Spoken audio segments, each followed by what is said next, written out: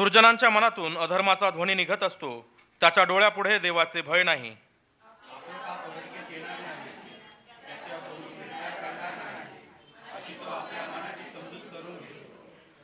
त्याच्या तोंडचे शब्द अधर्माचे व कपटाचे असतात.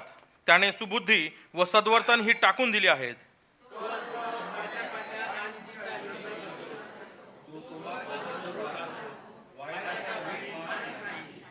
हे परमेश्वर, तुझे वात्सल्य आकाशापर्यंत पोहोचले आहे. तुझे सत्य गगनाला जाऊन भिडले आहे.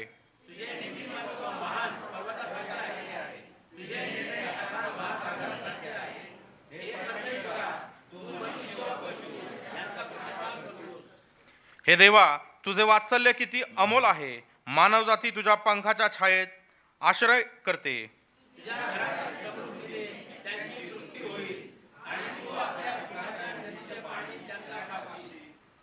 कारण जीवनाचा झरा तुझ जवळ आहे. तुझ्या प्रकाशाने आम्ही प्रकाश पाहतो.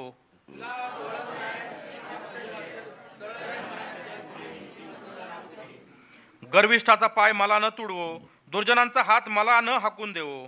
पहा, दुष्कर्मी कसे पडले आहेत, त्यांना लोटून दिले आहे. त्यांच्याच्याने उठवणार नाही. आमेन.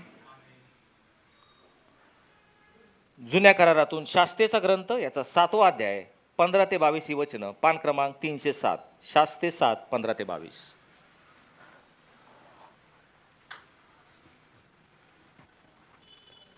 जुन्या करारातून शास्त्रे याचा 7वा अध्याय आणि 15 ते 22 ही वचनं आपण ऐकूयात. ते स्वप्न व त्यांचा अर्थ ऐकून गिदोनाने दंडवत घातले. मग तो इस्रायलाच्या छावणीत परत येऊन म्हणाला, उठा, कारण परमेश्वराने मिद्यानाचे सैन्य तुमच्या हाती दिले आहे. त्याने त्या 300 लोकांच्या 3 तुकड्या केल्या. त्या सर्वांच्या हाती त्याने रणशिंगे व रिकामे घडे दिले. त्या घड्यांच्या आत दिवट्या ठेवल्या. तो त्यांना म्हणाला, माझ्याकडे पहा आणि मी करीतो तसे करा. छावणीच्या सीमेवरील टोकावर मी पोहोचलो म्हणजे मी करीन तसे करा. मी व माझ्याबरोबरचे सर्वजण रणशिंगे फुंकू, तेव्हा तुम्हीही छावणीच्या सभोवती रणशिंगे फुंका आणि म्हणा, परमेश्वराचा जय, गिदोनाचा जय. रात्रीच्या मधल्या प्रहराच्या आरंभी पहारा नुकताच बदलला तेव्हा गिदोन आपल्या बरोबरच्या 100 पुरुषासह छावणीच्या सीमेवरील टोकावर गेला. मग त्यांनी रणशिंगे फुंकून आपल्या हातातले घडे फोडून टाकले. तेव्हा त्या 3 तुकड्या रणशिंगे फुंकून घडे फोडून टाकले आणि आपल्या डाव्या हाती दिवट्या आणि उजव्या हाती फुंकण्यासाठी रणशिंगे घेऊन परमेश्वराची तरवार, गिदोनाची तरवार असा घोष केला. तेव्हा छावणीच्या सभोवती प्रत्येकजण आपल्या ठिकाणी उभा राहिला व ती सर्व सेना पळू लागली. तिने ओरडत ओरडत पळ काढला. त्यांनी ती 300 रणशिंगे फुंकली. तेव्हा परमेश्वराने प्रत्येक माणसाची तरवार त्याच्या सोबत्यावर व सर्व सेनेवर चालवली. तेव्हा ती सेना सरोवराजवळच्या बेत थिटापर्यंत व डब्बाथारजवळच्या आबेल मोहलाच्या सीमेपर्यंत पळून गेली. परमेश्वरची वचनं आशीर्वाद करू. आमेन. पत्राचं वाचन होईल. पौलाचं करंथीकरास 2रं पत्र याचा 4था अध्याय आणि पहिली 12 वचनं, 2 करिंथ 4, 1 ते 12.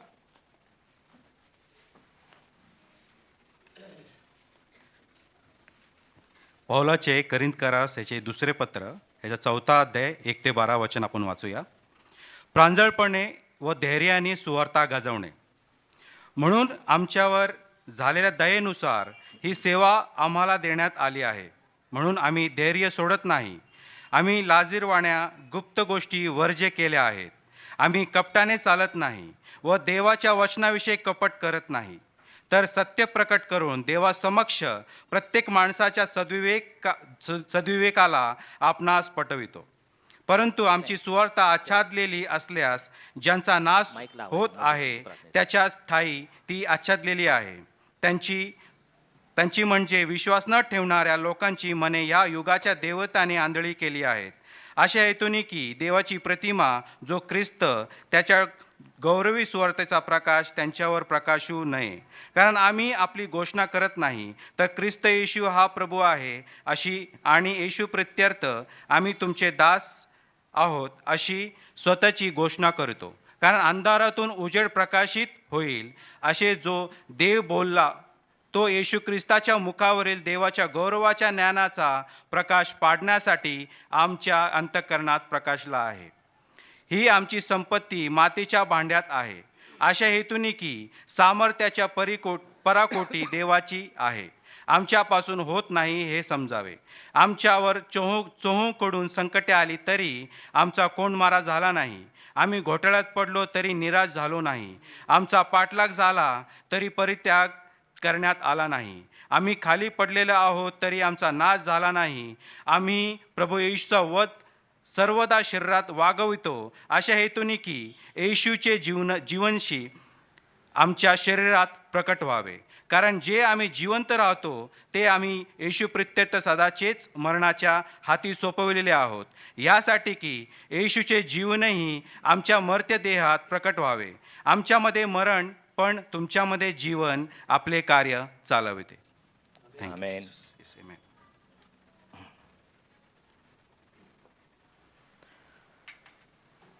शुभवर्तमानाच्या पाठासाठी उभे राहूयात.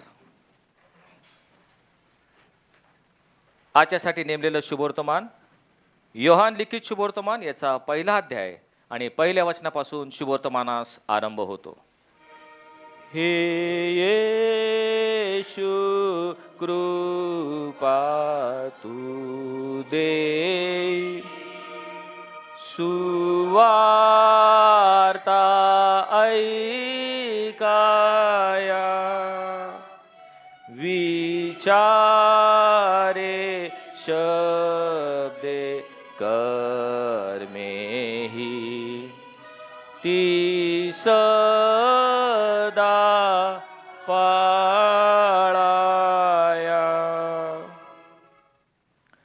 प्रारंभी शब्द होता आणि शब्द देवासह होता आणि शब्द देव होता. तोच प्रारंभी देवासह होता. सर्व काही त्याच्याद्वारे झाले आणि जे काही झाले ते त्याच्या वाचून झाले नाही. त्याच्या ठायी जीवन होते व ते जीवन मनुष्य मात्राचा प्रकाश होते. तो प्रकाश अंधारात प्रकाशतो तरी अंधाराने त्याला ग्रासले नाही. देवाने पाठविलेला एक मनुष्य प्रगट झाला, त्याचे नाव योहान. तो साक्षी करता म्हणजे त्या प्रकाशाविषयी साक्ष देण्याकरता आला, यासाठी की त्याच्याद्वारे सर्वांनी विश्वास ठेवावा. हा तो प्रकाश नव्हता तर त्या प्रकाशाविषयी साक्ष देण्याकरता आला. जो खरा प्रकाश प्रत्येक मनुष्याला प्रकाशित करतो तो जगात येणार होता. तो जगात होता व जग त्याच्याद्वारे झाले, तरी जगाने त्याला ओळखले नाही. जे त्याच्या स्वतःचे त्याकडे तो आला, तरी त्याच्या स्वकीयांनी त्याचा स्वीकार केला नाही. परंतु जितक्यांनी त्याचा स्वीकार केला तितक्यांना म्हणजे त्याच्या नावावर विश्वास ठेवणाऱ्यांना त्याने देवाची मुले होण्याचा अधिकार दिला. त्याचा जन्म रक्त अथवा देहाची इच्छा अथवा मनुष्याची इच्छा यापासून झाला नाही, तर देवापासून झाला. शब्द देही झाला, त्याने आम्हामध्ये वस्ती केली. आम्ही त्याचे गौरव पाहिले. ते पित्यापासून आलेल्या एकुलता एकाचे गौरव असावे, असे अनुग्रह व सत्य यांनी परिपूर्ण होते. हे ख्रिस्ताचं शुभवर्तमान आहे. देवाला स्तुती असो. मंडळी कृपा करून बसावं.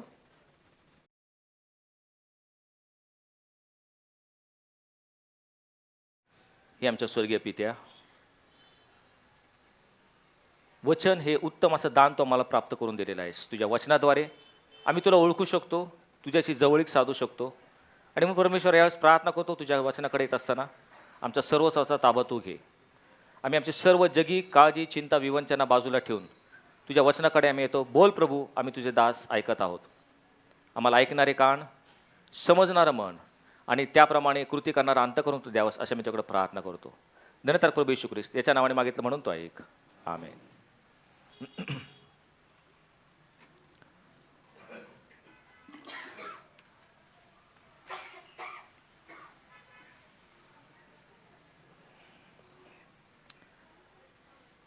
संत पौल करंथीकरास पत्र लिहित आहे.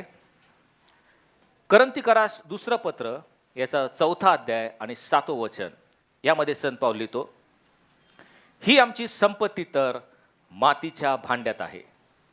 ही आमची संपत्ती मातीच्या भांड्यात आहे. या वचनावर आज आपण थोड्या वेळ विचार करणार आहोत. 2 करीन 4:7. ही आमची संपत्ती किंवा काही भाषांतरामध्ये हा आमचा खजिना मातीच्या भांड्यात आहे, असं संत पौल करंथीकराच्या पत्रात लिहित आहे. मातीच्या भांड्यातील खजिना या विषयावर आपण आज थोड्या वेळ विचार करूयात. मातीच्या भांड्यातील खजिना. आपणा सर्वांस ठाऊक आहे की खजिना म्हटलं की काहीतरी अनमोल, काहीतरी बहुमोल आहे, ज्याला फार मोठी किंमत आहे, त्याला आपण खजिना असं म्हणतो. हा खजिना एखादे रोख रक्कमेच्या स्वरूपात असेल, कोट्यावधी रुपयांचा खजिना असू शकतो. खजिना म्हणजे सोन्याचे दागिने किंवा अलंकार हे देखील असू शकतात. किंवा खजिना म्हणजे हिरे, मोती, ज्याला आपण मौल्यवान पाषाण म्हणतो, रत्न, अशा प्रकारचा खजिना आपल्या सर्वांना परिचित आहे. याला आपण खजिना म्हणतो. लहानपणी आपण सर्वांनी अलीबाबा आणि 40 चोर याची गोष्ट कधी ऐकली असेल, नाही का? आणि त्यामध्ये अलीबाबा असतो आणि तो काय करतो, जंगलात जातो आणि त्याला दिसतं की एक डाकूची एक टोळी आहे आणि त्याचा जो सरदार आहे तो एका गुहेपुढे उभं राहून काय म्हणतो, खुल जा सिमसिम, असा शब्द उच्चारताच ते दार उघडतं आणि ते सर्व आत जातात. आणि हा अलीबाबा झाडामागून पाहत असतो आणि त्याला फार कुतूहल वाटतं, फार त्याला वेगळं काहीतरी वाटतं. आणि म्हणून ते डाकू निघून गेल्यानंतर हा स्वतः जातो आणि त्या दारासमोर जाऊन काय म्हणतो, खुल जा सिमसिम, आणि असं म्हणताच त्या गुहेचं दार उघडतं. आणि ज्या वेळेस तो आत जातो त्यावेळेस त्याच्या डोळ्याचे पारणं फिटतात. आश्चर्यचकित होतो, कारण त्या गुहेमध्ये भरपूरसा खजिना असतो. सोन्याची, नाण्याची, काहीतरी सोनं नाणं असतं, सोन्याची कदाचित बिस्किटं असतील किंवा ते नाणे असतील. आणि हे पाहून तो त्या ठिकाणी जे पासवर्ड आहे जायला जाण्याचं ते तो विसरतो आणि पुढचं कथानक आपल्या सर्वांना ठाऊक आहे. पण तू सांगायचं तात्पर्य असं आहे की खजिना म्हणजे काहीतरी मौल्यवान, बहुमूल्य, की ज्याची अपेक्षा सर्वजण करतात. मला काहीतरी खजिना मिळावा असं प्रत्येकाला वाटत असतं. आणि मग जर हा खजिना असेल तर हा खजिना जो अमोल आहे तो कुठे ठेवला जातो? कुठलाही खजिना आपण पाहतो की सुरक्षितपणे एखाद्या लोखंडी तिजोरीत ठेवला जातो. जी तिजोरी असती जी कुणाला सहसा उघडता येणार नाही, ज्याचं कुलपाचा नंबर कोणाला ठाऊक नाही, अशा एखाद्या सुरक्षित लोखंडी तिजोरीत हा खजिना ठेवला जातो. पण आज थोडंसं विचित्र, विलक्षण वाटणारं असं ते वाक्य आपल्याला दिसत आहे. संत पौल काय म्हणतो, आमचा खजिना कुठे आहे? तिजोरीत नाही, मातीच्या भांड्यामध्ये आहे. खजिना मातीच्या भांड्यात ठेवणं थोडंसं विलक्षण, थोडंसं विचित्र, जगावेगळी गोष्ट आहे. कोणीही बहुमोल खजिना साध्या, नाजूक, कमकुवत अशा ह्या मातीच्या भांड्यात कोणीच ठेवणार नाही. पण आज हा पौल आम्हाला सांगत आहे, आमचा खजिना मातीच्या भांड्यात आहे. आपल्या सर्वांना ATM माहिती आहे नाही का, ऑटोमेटेड टेलर मशीन्स, की आपण कधीही जाऊन ह्या मशीन्समधून आपल्याकडे कार्ड असेल तर आपण पैसे काढू शकतो. आणि मग हे ऑटोमेटेड टेलर मशीन ज्याच्यामध्ये लाखोंची रोख रक्कम असते, ते लाकडाचे किंवा पुठ्ठ्याचे असे असतात का? कसे असतात? ते मजबूत लोखंडाचे असतात, बंदिस्त खोलीमध्ये ठेवले जातात. का तर कुणी ते घेऊ नये, ते तोडू नये म्हणून ते लोखंडी असतात. कुठलाही खजिना लोखंडी भांड्यात तिजोरी ठेवला जातो. बँकेमध्ये लॉकर्स असतात. हे लॉकर्स कुठं सहजासहजी दिसेल असं कुणाला नसतं, तर ते तळघरामध्ये, तेही लोखंडी तिजोरीमध्ये. त्याची एक चावी बँकेकडं, एक चावी आपल्याकडं, आणि मग आपण जाऊन फक्त आपणच ते उघडू शकतो, अशा प्रकारची व्यवस्था केली जाते. सांगायचं तात्पर्य, खजिना सुरक्षित ठिकाणी एखाद्या लोखंडी पिंजऱ्यामध्ये किंवा तिजोरीत ठेवला जातो. पण आजचं आपलं वचन आहे की हा खजिना मातीच्या भांड्यात आहे. तुम्ही अशी कल्पना करा की तुम्हाला एक खजिना प्राप्त झालेला आहे, बहुमोल असा खजिना आहे, कदाचित सोन्याचे दागिने, अलंकार आहेत, आणि तुम्हाला 2 पर्याय दिले गेले. हा खजिना एकतर तुम्ही लोखंडी तिजोरीत ठेवू शकता किंवा मातीच्या भांड्यात ठेवू शकता. तुम्ही तो खजिना कुठं ठेवाल? साहजिकच येस, हां बरोबर. आणि ह्या आपल्याला साहजिकच एखादा जो मनुष्य साधा सरळ विचार करतो तो संपूर्ण खजिना लोखंडी भांड्यात ठेवत किंवा तिजोरीत ठेवत. पण आज आपण पाहणार आहोत की हा खजिना मातीच्या भांड्यात आहे. मग हा सर्वसमर्थ देव जो आहे, जो सर्वज्ञ आहे, सर्वज्ञानी आहे, आपल्या सुज्ञानाने पौलाकरवी असं तो का म्हणतो की आमचा खजिना मातीच्या भांड्यात आहे? या प्रश्नाचं उत्तर शोधण्याचा आज आपण विचार करणार आहोत. खजिना मातीच्या भांड्यात का आहे? 3 प्रश्नांचे उत्तर आपण यावेळेस पाहणार आहोत. साधे सोपे प्रश्न आहेत. हा खजिना काय आहे? दुसरा प्रश्न, मातीचं भांड काय आहे? आणि तिसरा प्रश्न, हा खजिना मातीच्या भांड्यात का ठेवला आहे? 3 प्रश्नांचे उत्तर आपण यावेळेस जाणून घेण्याचा प्रयत्न करणार आहोत. सर्वप्रथम खजिनाकडे लक्ष देऊया. हा खजिना काय आहे? प्रियानो, मला तुम्हाला सांगू द्यात, आपण जरी विश्वासणारे असलो ना, आपण म्हणतो की आम्ही ख्रिस्ती विश्वासणारे आहोत, आम्ही ख्रिस्ताकडं, आमच्या ख्रिस्ताच्या वचनाप्रमाणे आम्ही चालतो. पौलांनी म्हटलंय की पृथ्वीवरील गोष्टीकडे लक्ष लावू नका, वरील गोष्टीकडे लक्ष लावा. परंतु आमची जी बुद्धी आहे ना, ती आम्ही जगी लोकांप्रमाणेच वापरत असतो. कारण खजिना म्हटलं की जसं जग विचार करतं तसंच आम्ही ख्रिस्ती विश्वासणारे सुद्धा विचार करतो. आमची विचारधारा तशी आहे, कारण आम्ही सर्वजण जगामध्ये इतके समरस झालेलो आहोत, जगाशी आम्ही हात मिळवणी केलेले आहेत, जगाशी इतके एकरूप झालेले आहोत की खजिना म्हटल्यावर जग जे विचार करणार ते तुम्ही आणि मी ख्रिस्ती विश्वासणारे असेल तरी तेच विचार करतो. आम्हाला वाटतं खजिना म्हणजे संपत्ती, सोनं, नाणं, दागिने, हा विचार असतो, कारण आम्ही जगिक आहोत. पण तुम्हाला सांगू द्यात, हा खजिना कुठल्याही संपत्ती, सोनं, नाणे, दागिने ह्याचा नसून एक आगळा वेगळा विचित्र विलक्षण हा खजिना आहे. आणि ह्या खजिन्याविषयी जाणून घ्यायचे असेल तर 2 Corinthians 4:7 जे आपण ऐकलं की आमचा खजिना मातीच्या भांड्यात आहे, त्याच्या अगोदरचं वचन ते समजून घेणं महत्वाचं आहे. 2 Corinthians 4:6 त्यामध्ये तो म्हणतो, अंधारात उजेड प्रकाशित होईल असं देव जे बोलला होता, तो येशू ख्रिस्ताच्या मुखावरील देवाच्या गौरवाचा प्रकाश पाडण्यासाठी आमच्या अंतकरणात प्रकाशला आहे. हा खजिना मातीच्या भांड्यात आहे. कुठला खजिना आहे हा? देवाच्या गौरवाचा प्रकाश येशू ख्रिस्ताच्या मुखावरून आमच्या अंतकरणात प्रकाशला आहे. तो प्रकाश, हा खजिना आमच्या मातीच्या भांड्यात आहे. म्हणजे खजिना कोणता आहे? सोना आहे का? प्रश्नाचे उत्तर मला द्यायचे. खजिना म्हणजे मोठी संपत्ती आहे का? ह्या खजिना ज्या पाऊलाविषयी पाऊल बोलत आहे तो संपत्ती नाही. सोनं चांदी आहे का? काही दागिने अलंकार आहेत का? मग खजिना काय आहे? देवाचा प्रकाश, देवाच्या गौरवाचा प्रकाश जो येशू ख्रिस्ताच्या मुखावरून आमच्या अंतकरणात प्रकाशला आहे.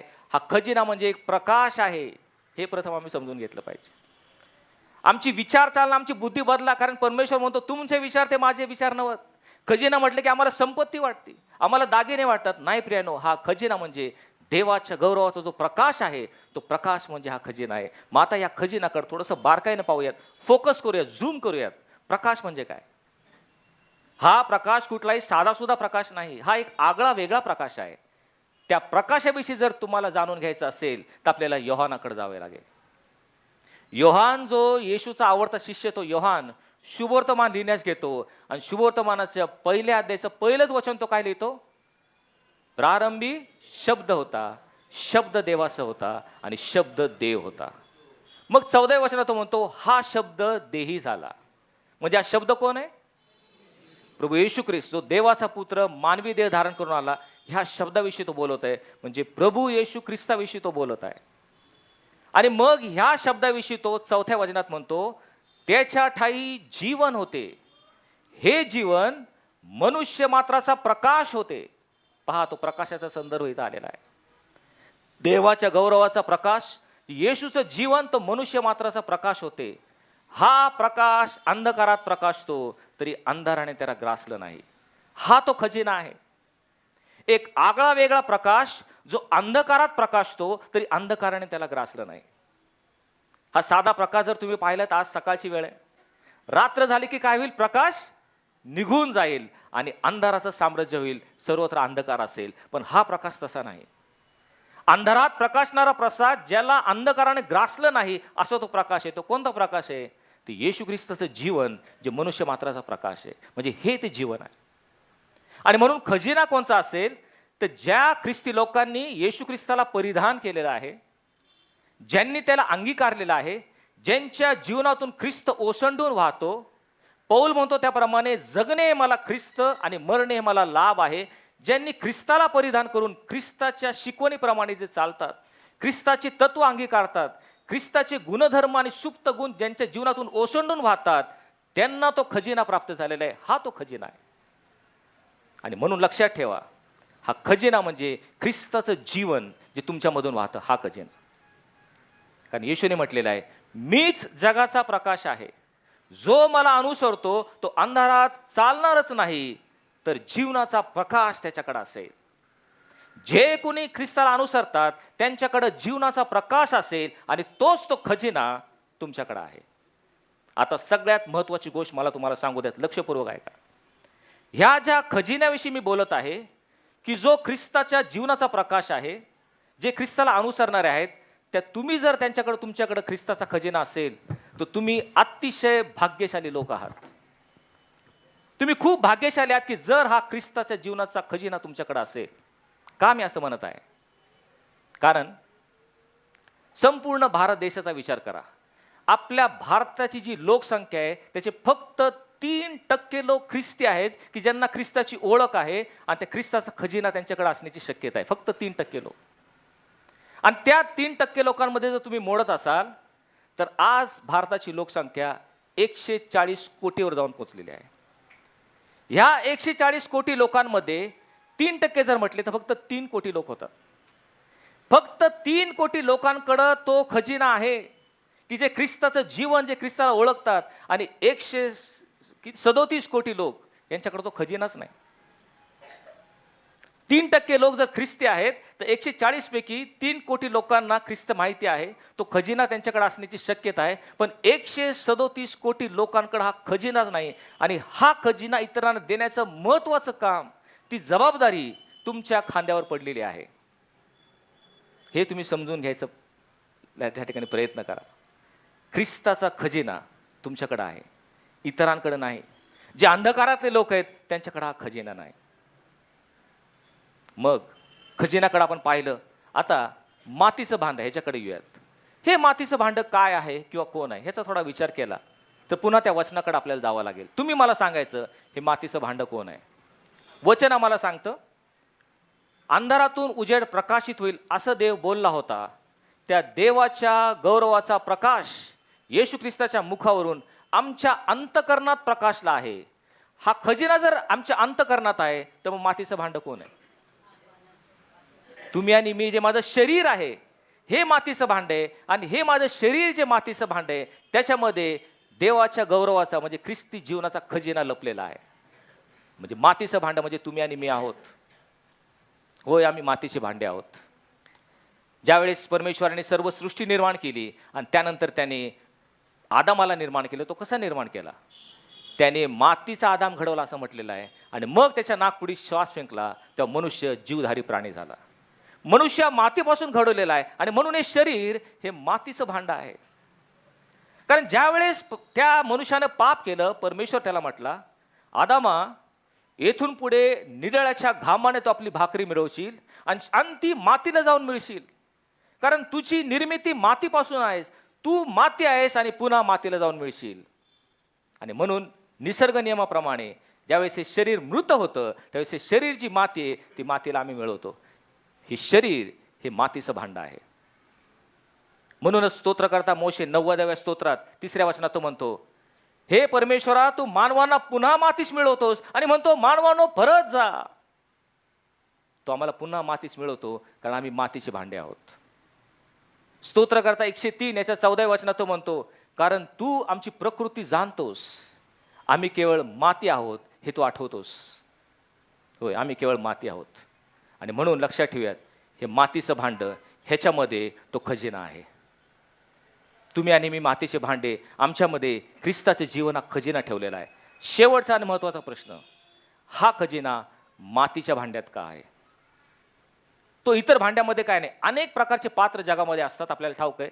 पूर्वीच्या काळी पितळीचे भांडे वापरले जायचे. मला वाटतं ज्या आपल्या माते समान लोक आहेत त्यांना माहिती असेल. पूर्वी आपण, आता एवढे वापरण्यात येत नाही, पण शिशाचं भांडं, पितळेचं भांडं, जर्मनचं भांडं, ॲल्युमिनियमचं भांडं आणि आजकाल काय स्टीलचे भांडे वापरले जातात. मग ह्या भांड्याचा उपयोग का नाही केला? हा खजिना स्टीलच्या भांड्यामध्ये का नाही ठेवला? मातीच्याच भांड्यात तो काय, हा प्रश्न आहे. त्याचं कारण असं की हा खजिना नुसतं लपून न ठेवता इतरांना दाखवण्यासाठी, इतरांना लाभ घडवण्यासाठी हा खजिना सगळ्यांना दिसला पाहिजे. म्हणून तो खजिना नाजूक, कमकुवत आणि दुर्बल, लवकर फुटणाऱ्या अशा मातीच्या भांड्यात आहे. हेच ते कारण आहे. का ते भांड फुटलं पाहिजे. भांड फुटलं नाही तर खजिना दुसऱ्यांना दिसणार नाही. प्रियांनो, ह्या खजिन्याकडे येऊन तो खजिना पाहावा याची उत्सुकता फारशी लोकांना नाही. लोक आपणहून उत्सुकतेने त्या खजिन्यामध्ये रस घेणार नाहीत. आपल्याला तो खजिना इतरांना दाखवायचा आहे. हा खजिना जगाला वाटणार असं आकर्षक नाहीये. त्यांना संपत्ती पाहिजे, मालमत्ता पाहिजे, याच्याकडे सगळं जग आकर्षित आहे. ह्या खजिनाकडं ख्रिस्ताचं जीवन याच्याकडे कोण उत्सुकता येणार नाही. आणि म्हणून आम्हाला जगाकडे गेलं पाहिजे. आमचं मातीचं भांडं फोडून तो खजिना दाखवला पाहिजे. आणि म्हणून तो खजिना मातीच्या भांड्यात आहे. हा खजिना जो ख्रिस्ताचं जीवन या ठिकाणी आपण पाहत आहोत. कल्पना करा, आपला खजिना आहे ख्रिस्ताचं जीवन, म्हणजे जो देवाच्या गौरवाचा प्रकाश आमच्यावर प्रकाशला, तो हा प्रकाश. आणि म्हणून आपण हे लावलं तर आम्हाला त्या ठिकाणी दिसता प्रकाश आहे. आणि मग हे ख्रिस्ताचं जीवन जे तुमच्या आणि माझ्या अंतःकरणात आहे, हे जर आम्ही स्टीलच्या भांड्यामध्ये ठेवलं आणि भांडं बंद केलं, आणि आता हा मला दुसऱ्यांना दाखवायचा आहे, आणि आम्ही हे फोडू लागलो, भांडं फुटल का? नाही फुटणार. भांडं फुटलं नाही तर खजिना दुसऱ्यांना दिसेल का? नाही दिसणार. आणि म्हणून भांडं मातीचंच पाहिजे, भांडं फुटणारं पाहिजे, कारण खजिना दुसऱ्यांना दिसणार नाही. हा खजिना आम्हाला दुसऱ्यांना दाखवायचा आहे, या जगाला दाखवायचं आहे. जगाचा प्रकाश कोण आहे? येशू म्हणतो, मी जगाचा प्रकाश आहे, जो मला अनुसरतो तो अंधारात चालणारच नाही. आणि हा जो प्रकाश आहे तुमच्या अंतःकरणामध्ये इतरांना दाखवायचा असेल तर खजिना मातीच्या भांड्यात ठेवला पाहिजे. आणि म्हणून प्रियांनो, खजिना मातीच्या भांड्यात आहे. ह्या संदर्भात एक सुंदरसं कथानक आपल्याला शास्त्रीच्या पुस्तकामध्ये दिसतं. जुन्या करारामध्ये यहोशवानंतर इस्रायल लोकांना कुणी एक व्यवस्थित नेतृत्व करणारा, त्यांचं मार्गदर्शन करणारा असा कुणी पुरुष त्यांना सापडला नाही. आणि म्हणून हे लोक ज्यावेळेस पाप करत असत, मूर्तीपूजा करत असत, त्यावेळेस वेळोवेळी परमेश्वर त्यांना शत्रूंच्या हातामध्ये देत असत. आणि ज्यावेळेस हे लोक पश्चाताप करत, त्यावेळेस परमेश्वर त्यांच्यामधून एक शास्ता, एक मनुष्य उभा करीत की जो ह्या शत्रूंशी लढून त्या लोकांना पुन्हा आपल्याकडे आणत असत. अशाच प्रकारे गिदोन नावाचा एक शास्ता परमेश्वराने उठवला. त्यावेळेस मिद्यानी लोक हे इस्रायलचे शत्रू होते. सर्व मिद्यानी हजारोंच्या संख्येने इस्रायलाशी लढण्यास आलेले आहेत. ह्या बाजूला इस्रायली लोक उभे आहेत, या बाजूला मिद्यानी लोक उभे आहेत. मिद्यानींची संख्या अफाट आहे. तेव्हा परमेश्वर गिदोनाला म्हटला, तुम्ही या मिद्यान्यांशी युद्ध करायला सज्ज व्हा, तयार व्हा. तेव्हा या गिदोनाने पुकारलं आणि त्या ठिकाणी सर्व इस्रायली सैन्य तयार झाले. त्यांची संख्या किती होती? 32,000 लोक युद्ध करायला तयार झालेले आहेत. रणभूमीवर आता युद्ध आरंभ होणार आहे. मिद्यानी लोक सज्ज आहेत, हातात तरवारी आहेत, भाले आहेत, बर्ची आहेत, ढाल आहेत, पोलादाने लादलेले सर्व मिद्यानी युद्ध करायला सज्ज आहेत. हजारोंच्या संख्येने या ठिकाणी 32,000 इस्रायली लोक तयार आहेत. परमेश्वराने त्याकडे पाहिलं आणि तो गिदोनाला म्हटला, हे लोक ह्या लोकांशी युद्ध करायला खूप आहेत, पुष्कळ आहेत, बरेच आहेत, एवढे मला नको आहेत. कारण मी आपल्या मनगटाच्या जोरावर विजय मिळवला अशी ते फुशारकी मारतील. ज्यांची इच्छा नाही त्यांना घरी पाठवून दे. या 32,000 लोकांपैकी ज्यांना मिद्यानाशी युद्ध करायची इच्छा नाही त्यांना म्हणावं घरी जा. तेव्हा गिदोनाने मोठ्याने पुकारून म्हटलं, ज्यांना युद्ध करायची इच्छा नाही आपण घरी जावं. त्या 32,000 मधले 22,000 लोक परत आपल्या घरी गेले. त्यांची युद्ध करायची तयारीच नव्हती. 22,000 गेले, उरले 10,000. परमेश्वर म्हटला, हे 10,000 सुद्धा पुष्कळ आहेत, मी त्यांची परीक्षा घेतो. जवळच एक तळ आहे, त्यांना पाणी प्यायला सांग.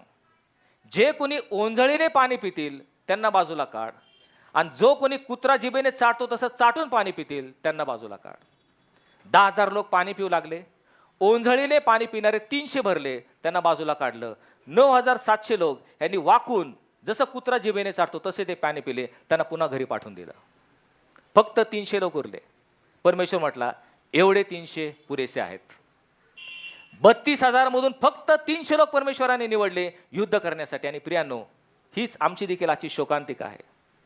आम्ही जरी ख्रिस्ती सैनिक आहोत तरी ख्रिस्त युद्ध करायचं म्हटलं की बरेचसे घरी निघून जातात, घाबरतात, पळताभुईत होती, आणि त्यांना युद्ध करायची तयारी ते दाखवत नाहीत.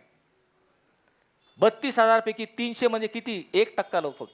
फक्त 1% लोक खरं युद्ध करण्यासाठी सज्ज झालेत. आज सुद्धा आमच्या मंडळीमध्ये केवळ 1% असे लोक आहेत की जे सैतान, जग आणि देह आमचे शत्रू आहेत यांच्याशी युद्ध करण्यासाठी जे गांभीर्याने घेत आहेत. आपलं जीवन ख्रिस्ताला जीव आवडेल अशा प्रकारे वागत आहेत. ख्रिस्ती सैनिक फक्त 1% लोक आहेत. ह्या 300 लोकांना घेऊन गिदोन आला. आणि मग मिद्यानी लोक सगळे झोपलेले आहेत. रात्रीची वेळ आहे. मध्यरात्रीची वेळ असताना सर्व मिद्यानी लोक आपल्या डेऱ्यामध्ये गाढ झोपी गेलेले आहेत. त्यावेळेस गिदोन ह्या 300 लोकांना घेऊन आला आणि तो युद्धाची रणनीती सांगत आहे. कशा प्रकारे आता आपल्याला युद्ध करायचं आहे. 300 लोकांना त्यांनी घेतलं आणि तो म्हटला आपण 3 टोळ्या करणार आहोत, 100ची 3 टोळी. एकाने उत्तरेकडे जायचं, एकाने दक्षिणेकडे जायचं आणि एकाने पश्चिमेकडे जायचं. 3 दिशेला तुम्ही 3 टोळ्या जायच्या. आजूबाजूला डोंगर आहेत, मध्ये ते डेरे आहेत आणि त्या ठिकाणी मिद्यान लोकांवर त्यांना आक्रमण करायचं आहे. बरं, आता युद्ध कसं करायचं? तो म्हणतो युद्धात हातात तुम्ही काय घ्यायचं? गिदोन त्यांना समजावून सांगत आहे, प्रत्येकाने आपल्या हातामध्ये रिकामे घडे घ्या. तो म्हणतो पहा, युद्धाला जायचंय, त्या बाजूला शत्रू आहेत हजारोंच्या संख्येने, त्यांच्या हातात काय आहे? तलवार आहेत, भाले आहेत, बर्ची आहेत. आणि गिदोन म्हणतो तुम्ही हातामध्ये काय घ्या? रिकामे घडे, मातीचे घडे. कुठले धातूचे घडे नाही, मातीचे घडे तुम्ही हातामध्ये घ्या. अजून काय घ्या? दुसऱ्या हातामध्ये तुम्ही दिवट्या किंवा मशाली घ्या. या मशाली पेटवा, उजेड करा, मशाली पेटवा. मग काय करायचं? ह्या मशाली तुम्ही ह्या मातीच्या घड्यामध्ये ठेवा, झाकून टाका, म्हणजे अंधार होईल, कुणाला दिसणार नाही. दुसऱ्या हातामध्ये रणशिंग घ्या आणि ज्या वेळेस 2 किंवा 3ची वेळ असेल, मध्यरात्रीची वेळ असेल, त्यावेळेस मी जसं करतो तसं करा. मी काय करणार आहे? मी त्या मोठ्याने रणशिंग फुंकेल, त्यावेळेस सगळ्यांनी म्हणायचं परमेश्वराचा जय आणि गिदोनाचा जय. आणि त्यावेळेस पुढं काय करायचं? पुढं तो म्हणायचं, पुढं ते मडकं फोडायचं आणि तो मशाल वर करायची. सगळे जरा आश्चर्यचकित होत. गिदोना, आपण युद्ध करायला चाललेलो आहोत, समोरच्यांकडे तलवार, भालान, भरजी आहे आणि तू आम्हाला मातीचे घडे घ्यायला सांगतोय हातामध्ये.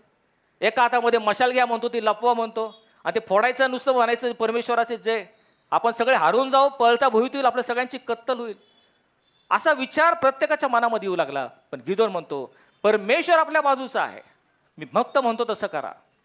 आणि मग त्या सर्वांनी ठरल्याप्रमाणे रात्रीचे 3 वाजलेले आहेत, सर्वजण टोळ्या करून उभे आहेत, सर्वांचं लक्ष गिदोनाकडे आहे. गिदोन जे करणार ते आपण सर्वजण करणार. आणि मग त्यांनी काय केलं? प्रत्येकाने आपल्याकडचा प्रकाश, जो दिवट्या आहेत किंवा मशाल्या आहेत, त्या घेतल्या, त्या आपल्या मातीच्या घड्यामध्ये त्यांनी ठेवल्या. आणि मग सगळेजण गिदोनाकडे वाट आहेत. आणि गिदोन म्हटला आता सर्वांनी रणशिंग फुंका, म्हणून त्यांनी रणशिंग फुंकलं. आणि मग तो म्हटला परमेश्वराचा जय, गिदोनाचा जय. आणि आपण सर्वजण ते मडकं फोडू, ते म्हटला. आणि सर्व मडकं फोडू लागले. सर्व मडकं फोडलं. मडकं फोडल्यावर प्रकाश दिसला. मडकं फोडल्यावर प्रकाश आला. आणि हा आवाज झाल्यावर, रणशिंग वाजल्यावर जे सर्व शत्रू आहेत अचानक जागे झाले. अचानक जागे झाल्यावर त्यांनी पाहिलं असंख्य मशाली आपल्यासमोर येत आहेत आणि सर्व शत्रूने आपल्याला घेरलेला आहे. प्रचंड शत्रूंचा मोठा जमाव हातात मशाला घेऊन आपल्याला आक्रमण करणार. ह्या गोंधळाने ते सर्व जे शत्रू आहेत संभ्रमात पडले, गोंधळून गेले आणि त्यांनी आपल्या तरवारी घेऊन एकमेकाचा वध ते करू लागले. इतका गोंधळ निर्माण झाला की त्यांनी एकमेकावर तरवारी चालवल्या आणि सर्वजण एकमेकांना मारून मरण पावले. इस्रायल लोक फक्त हातात मशाली घेऊन फक्त गंमत पाहत होते. अशा प्रकारे परमेश्वराने त्यांना विजय मिळवून दिला. परमेश्वर म्हणतो युद्ध तुमचं नाही, युद्ध माझं आहे. आणि म्हणून घाबरून जाऊ नका, कचरून जाऊ नका, समोरच्या मोठ्या समुद्राकडे पाहू नका. युद्ध माझं आहे, मी तुम्हाला जिंकून देईल. युद्ध केव्हा जिंकलं? जेव्हा मातीचे गडे फुटले, प्रकाश बाहेर आला, त्यावेळेस युद्ध जिंकलं. त्याच प्रियांनो, तुम्ही आणि मी जे मातीचे घडे आहोत, आमचं मातीचे घडे फोडून ज्यावेळेस ख्रिस्ताच्या जीवनाचा प्रकाश आम्ही पुढे टाकू, त्यावेळेस संपूर्ण सैतान जो आमचा शत्रू आहे त्याची पळतापूट झाल्याशिवाय राहणार नाही, तो आमच्यापासून दूर निघून जाईल. पण प्रश्न आहे, मातीचं घडं फुटलं पाहिजे. मातीचं घडं फुटलं नाही तर प्रकाश दुसऱ्यांना दिसणार नाही. आणि म्हणून तुम्ही आणि मी हे मातीचे घडे आहोत. आम्ही स्टीलचे घडे होऊ नका. आम्ही जर स्टीलचे घडे झालो, आमचं अंतःकरण कठीण केलं, किती जरी फोडलं फुटणार नाही प्रियांनो. आणि म्हणून आमचं शरीर हे मातीचं घडा असलं पाहिजे, नाजूक, कमकुवत. आणि म्हणूनच बाप्तिस्मा करणारा योहान म्हणतो तो उंचवला गेला पाहिजे आणि माझा राज झाला पाहिजे. माझा जर राज झाला नाही, माझं मातीचं घडं फुटलं नाही, तर माझ्या अंतःकरणातील ख्रिस्ताच्या जीवनाचा प्रकाश अंधकारातील लोकांना दिसणार नाही, तो आतच दबून राहायला जाईल. तुम्ही आणि मी मातीचे घडे आहोत. आणि म्हणूनच खजिना मातीच्या घड्यात ठेवला जातो. आता लक्षात आलं खजिना मातीच्या भांड्यात का ठेवलाय? कारण ते मातीचं भांडं फुटलं पाहिजे. तुमचं आणि माझं शरीर हे मातीचं भांडं आहे. फोडूयात, त्याचा ऱ्हास करूयात.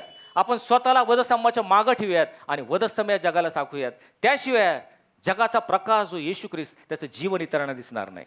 आणि म्हणून आमचा घडा फोडून आमचं ख्रिस्ताचं जीवन जर इतरांना दाखवलं तर हाच खरा संदेश आजच्या या अंधकारमय जगामध्ये देता येईल. लक्षात ठेवा, आम्हा 3 कोटी लोकांना 137 कोटी लोकांकडं हा खजिना घेऊन जायचा आहे.